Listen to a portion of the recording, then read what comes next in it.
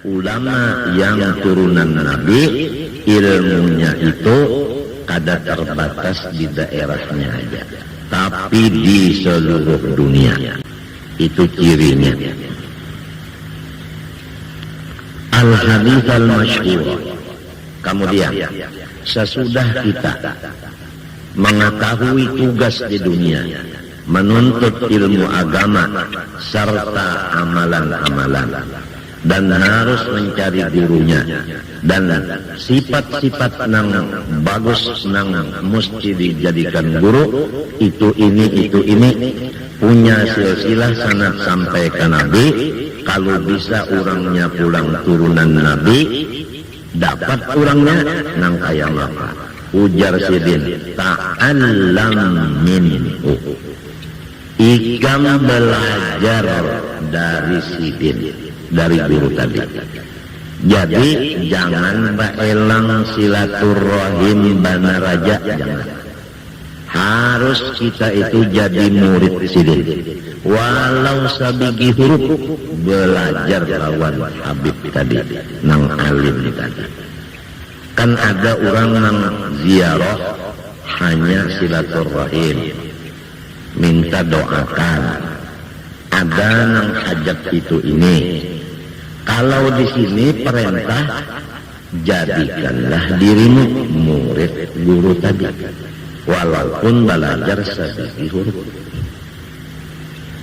Kenapa? Li'annaka bidzalika tasiru lahu ibnan fayakunu laka aban wa yahsulu ittisalur ruhiyyul ladzi adraka Salman. Apabila ikam belajar lawan guru, tabalujur gurunya itu Habib, bidzalika ta'allam minhu ay ta'allam minhu min alimi Quraisyin. Belajarlah ikam ilmu dan amalan lawan tuan guru nang Habib tadi. Li'annaka karena engkau bidzalika ta'allum, dengan sabab belajar lawan Habib tadi, tafsiru menjadilah engkau lahu bagi Habib tadi ibnan, menjadi anak Sidin dunia akhirat. Fayakunu, maka Habib itu laka aban, menjadi abah ikam dunia akhirat. Kalau Habib itu anak cucunya Rasulullah, ikam jadi murid Sidin, maka ikam menjadi cucu Rasulullah juga. Wa yahsulul ittisalur ruhiyyu alladzi adraka Salmana, maka dapatlah engkau hubungan roh sebagaimana mendapatlah oleh hubungan tadi akan Salman Farisi. Ujar Nabi, Salmanu minna ahlul bait. Bermula Salman Farisi adalah kula wargaku, padahal orang Faris. Kenapa jadi Salman termasuk kula warga Nabi? Karena menjadi murid Nabi. Jelas. Inilah yang jadi Sidin menganjurkan kita itu mencari guru nang komplit syaratnya. Kalau bisa ditambah lagi guru itu Habib, supaya kita ada hubungan dengan Rasulullah Sallallahu Alaihi Wasallam. Nah, kalau kita menjadi anak bagi Habib tadi di bidang ilmu dan amalan, sama seperti Salman Farisi, maka mari kita perhatikan ayat Al-Quran dan hadis Nabi. Pertama surah At-Tur. Kalau kada hilaf, Bismillahirrahmanirrahim. Wa kitabin mastur. Raqim Mansur Baitul Ma'mur sampai kepada ayat 21. Bunyinya insya Allah kalau kada kesalah hafalan walladzina amanu wattaba'athum dzurriyyatuhum biimanin alhaqna bihim dzurriyyatahum. Dan situ aja dulu. Bermula mereka-mereka yang beriman dan mengikut akan mereka itu dzurriyyat mereka itu dengan iman tadi, maka kami kumpulkan mereka itu dengan dzurriyyat mereka itu.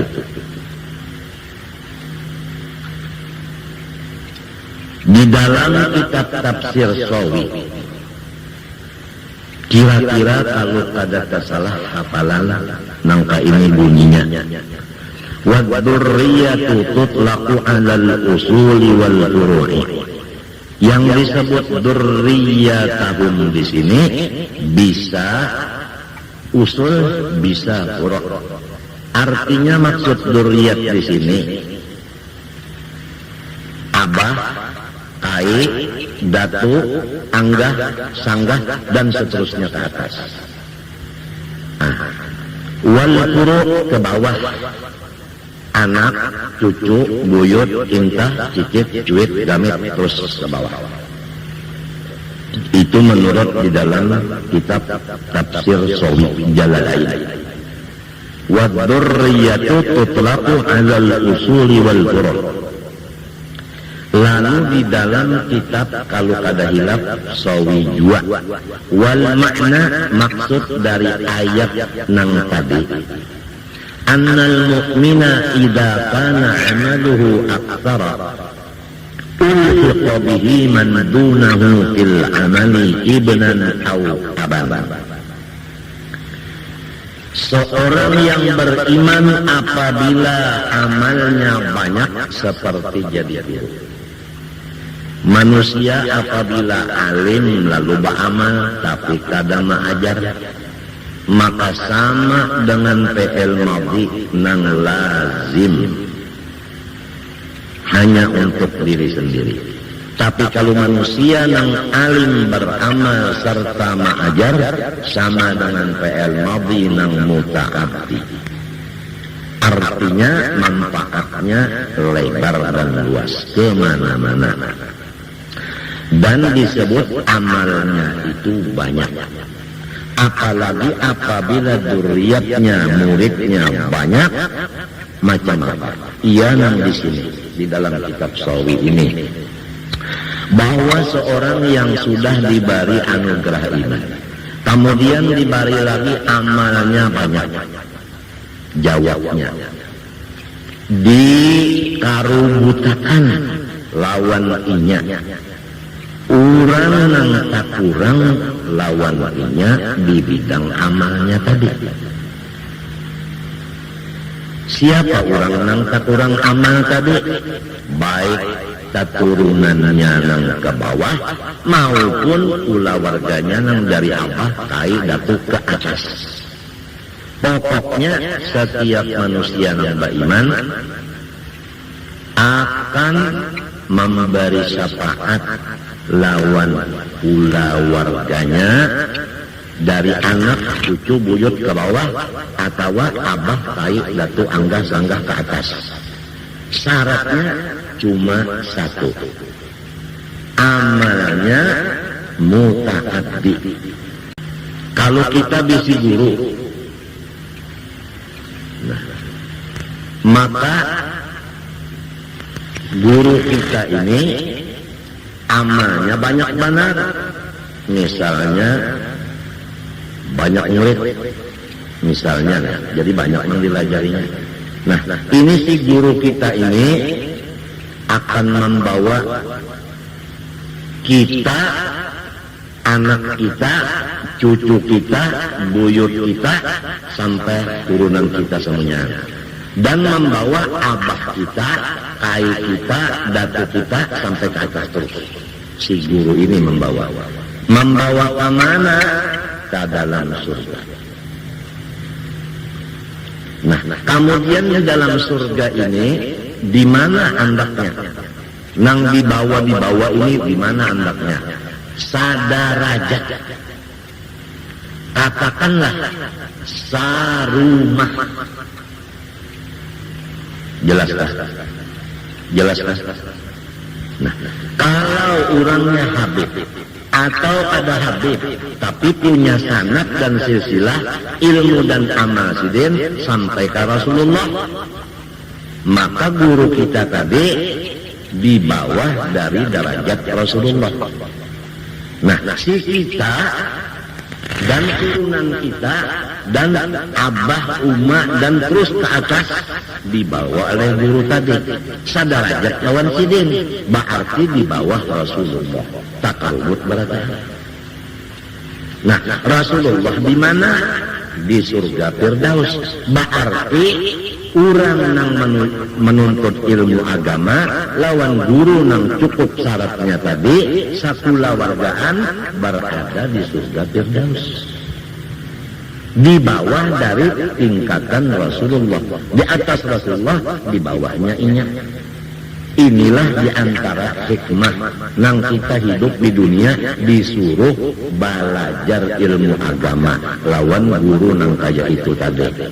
Keuntungannya sakula wargaan, anak cucu kita, abah, umma dan nini datu kita samunyaan masuk surga Firdaus. Luar biasa kasih sayangnya Allah kepada umat Rasulullah SAW.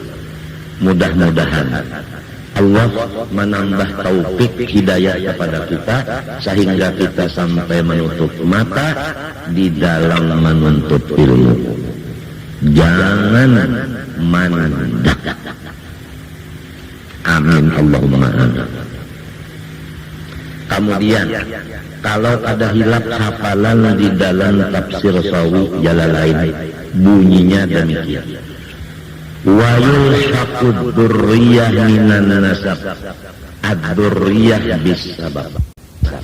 Maka anak sidin, cucu sidin, buyut sidin semuanya di surga Firdaus. Murid sidin Pak, lain kalau pada anak turunan, lain kalau pada anak apa?